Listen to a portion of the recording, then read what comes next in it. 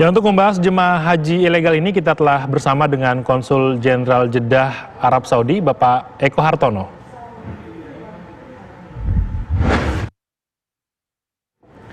Selamat siang Pak Eko. Bapak, ini lebih dari 2.000 orang ditahan karena merupakan jemaah haji ilegal. Adakah warga negara Indonesia di antara 2.000 orang tersebut, Bapak? Baik, selamat siang Mas Imron. Sampai sejauh ini belum ada informasi terkait adanya warga negara Indonesia yang ditahan karena melakukan ibadah haji ilegal. Jadi belum ada saat. Oh, belum ada, Pak. Ini diketahui pertama kali bahwa mereka ini adalah jemaah haji ilegal. Bagaimana, Pak, prosesnya? Jadi pemerintah Saudi melalui aparat keamanan kan memang sudah melakukan pengamanan, ya, melakukan penjagaan supaya tidak ada lagi jemaah ilegal yang masuk dan melakukan jemaah haji ilegal. Nah, parameter keamanan sudah dipasang di tempat-tempat tertentu, terutama di sekitar Arafah dan sebagainya.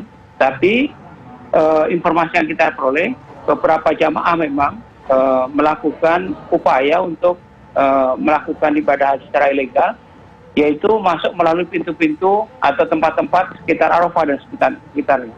Jadi memang betul sekitar 2.000-an orang ditangkap oleh aparat keamanan dan mereka ya harus dipulangkan dan juga dikenai denda. Itu kira-kira terjadi rata-rata ya 1 hari menjelang Arafah. Jadi hari Rabu itu mereka banyak masuk di situ. Dan pemerintah Saudi sebenarnya sudah jauh hari memberikan peringatan kepada semua calon jamaah agar tidak melakukan upaya-upaya untuk melakukan ibadah haji secara ilegal. Nah, ini ternyata masih ada juga jamaah dari beberapa negara yang kedapatan atau tertangkap melakukan ibadah haji secara ilegal. Jadi tidak ada warga negara Indonesia, Pak, ya? Jadi yang tidak dari 2050 itu dari negara mana saja, Pak? Mungkin ada informasinya? Iya, mereka dari Afghanistan. Yang kami dengar Afghanistan itu ada 204 ya. Kemudian ada lagi dari Pakistan, Bangladesh dan sebagainya. Pak, kalau untuk warga negara Indonesia yang mengikuti prosesi haji sampai dengan saat ini ada berapa orang, Pak? Yang sukses melakukan ibadah haji ada 14 orang. Mereka sekarang sudah selesai dan kemudian mereka sekarang ya saatnya mereka kembali ke hotel. Sebagian lagi akan dikembalikan ke tempat masing-masing ya.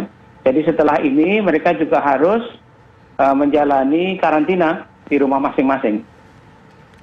Bapak, lalu denda yang diberikan kepada para pelanggar ini seperti apa, Pak? Kepada 2.000 lebih warga negara yang merupakan haji ilegal ini? Jadi seperti disampaikan oleh pemerintah Saudi, dendanya pertama adalah berupa uang real sebanyak 10.000 atau sekitar 39 juta. Kemudian yang kedua, mereka segera dideportasi. Dan yang ketiga, setelah dideportasi, itu mereka tidak boleh masuk ke Saudi minimal 5 tahun. Nah, ini memang cukup keras ya, seperti mereka yang kedapatan masuk ke Saudi secara ilegal. Biasanya mereka akan ditampung di rumah detensi imigrasi dulu, di sekitar Mekah itu ada rumah detensi, Sumaisi namanya. Mereka biasanya ditampung di situ, kemudian nanti dideportasi kembali ke negara masing-masing.